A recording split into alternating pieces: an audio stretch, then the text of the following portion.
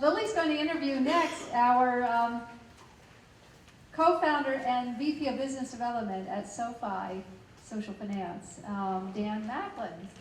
So Dan, why don't you come up here? And SoFi is a community-based marketplace lender for young professionals, and it's raised several rounds of investment, the latest just last month. And it's raised a ton of money. I'll let Dan tell you how much. And their investors include DCM and investor Peter Thiel and many other well-known investors, and including Chinese tech company Renren. So Dan and Lily, why don't you take it away? Well, SoFi is the newest member of the Unicorn Club with a valuation of $1.3 billion. It's serving the graduates of top universities and has been a disruptive force in the student loan industry. So Dan, can you talk to us a little bit about the company and how did you found the company? Thanks, Lily. Yeah, SoFi is a marketplace lender, so we're using technology to provide finance in a different way to traditional banks. So our biggest product, as Lily alluded to, is in the student loan industry, so it's student loan refinancing. So we actually help people once they've graduated and they now have a job, and we allow them to refinance their student loans at a much lower rate. So our typical customer saves about $10,000 through that process. And we've refinanced about $2 billion worth of loans. There's a lot of student loans out there. We've since expanded into mortgages and personal loans, so it's not our ambitions just to be a student loan provider, but to be a diversified financial services provider. And you asked about how we came up with the idea. I'm from the UK. I spent time working in the UK, Singapore, and then China as well. I was in Shanghai for 3 years. And then I came to Stanford Business School expecting to go back to China because life was good over there. But I found that life was good here as well.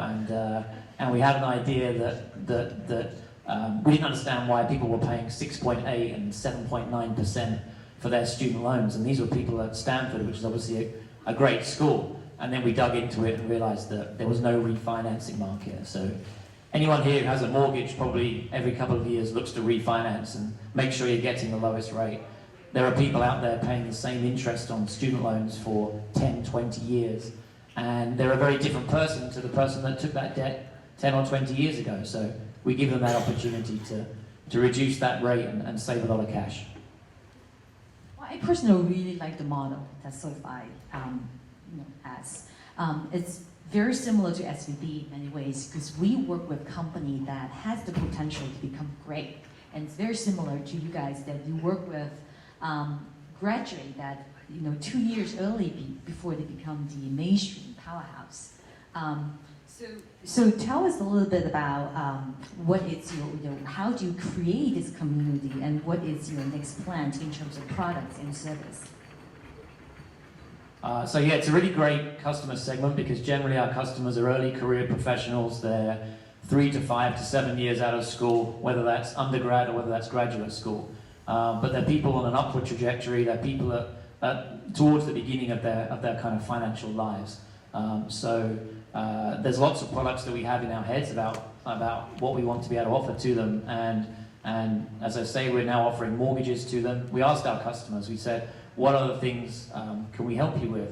And many of them came back and said, we can't get a mortgage. We live in San Francisco. It's too expensive. How can I buy a house? I need a 20% down payment. So we introduced a mortgage that only requires a 10% down payment and no insurance, no mortgage insurance. And we're doing that because we're taking a bet on that individual and that individual's future more than their past. So most financial institutions tend to look at backward measures, look at your FICO and look at your credit history. And we try to use that, but also look forward into someone's future and project where they're going. And as a result, we can generally lend them more money in many cases and allow them to buy that home. And when I look at your website, you are literally creating community. You have contents actually was contributed by the bloggers.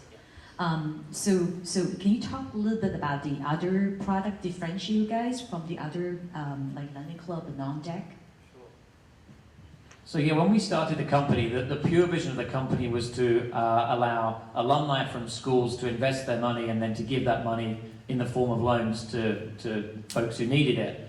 And we did that because we thought, we came from financial services, I came from a bank, and it's a very kind of opaque industry, and when you put your money into a bank, you have no idea really where it goes. And if you borrow from a bank, you don't know where it comes from, it's just come from somewhere. And we wanted to more directly connect the sources of cash and then the uses of cash. So if you're someone who has money and you want to invest, we wanted to be able to connect you to the people that needed that money.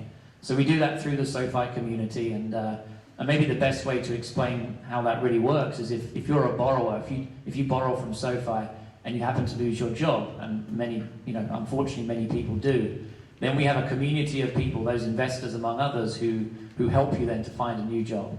So we're proud to say that we've helped about 60 people who lost their jobs to find new jobs, and that's partly through that community. So that's something you won't get from a traditional bank, or if you're borrowing from the government. And I think it differentiates us from other lenders out there. So let's talk a little bit about the potential threat to the banks here. One of the report released by Goldman this month, they talk about 4.7 trillion of the revenue will be disrupted by alternative emerging lending company like this. Especially in the categories they point out is the student loan and mortgage or origination, 100% vulnerable. So what does that mean to the bank from your perspective? And you have worked for a bank before.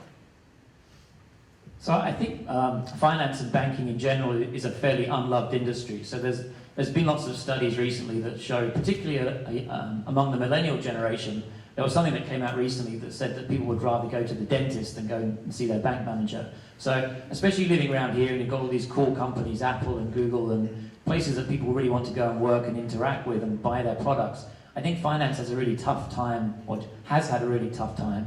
So we're trying to do something a little bit different, and we're trying to make it more approachable and more transparent. And I think there's a big prize, because finance, for good or bad reasons, is here, and it's here to stay in one form or another. But I don't think it has to be in the current form that it's in. And I think if you can make it more open and accountable and trusting, then I think you can win business. And I don't know anyone who's taken a mortgage and enjoyed the experience. And we're doing our best to make it as enjoyable as we can. And equally, student loans. No one likes taking student loans, but I think it can be better and more enjoyable as a whole-rounded experience than it has been traditionally. So I don't know about the numbers that Goldman quoted, who knows, but it's a huge industry, and there's lots of innovation, lots of good companies doing lots of good new things. And I know you meant all banks except for Silicon Valley Bank, right? Of course. Okay. And then last question I want to ask you about Zhenzhen. Having a Chinese investor on the board, how's the experience, and how did that happen in the first place? Sure. So our big investor is Joe Chen, who's the CEO of Renren, so it's quoted here on the NASDAQ. And it came about because he went to Stanford as well. He was class of '99, the MBA class. And one of the guys who we've hired originally knew Joe. So Joe happened to be in Silicon Valley. He was in Palo Alto, and we just met him for a coffee. It was more just to have a chat and see if he was interested in the business. And then by the end of that conversation, he wanted to invest millions of dollars in the business. So it's not always that easy. It was very fortuitous, though, because then Joe was the biggest player in our second round that we did about a year later. We raised about 80 million, and Joe put up a good chunk of that. So he's been a great investor. He was there at the early days. He saw the vision, and he's always pushing us to go faster. He's very aggressive, but he's a great investor. He's on your board too, right? Correct, yeah. He's on their board. Any questions from the audience? Any questions from the audience? Okay, then let's go. Let's give Lilly and Dan a round of applause. Thank you so much. Really interesting.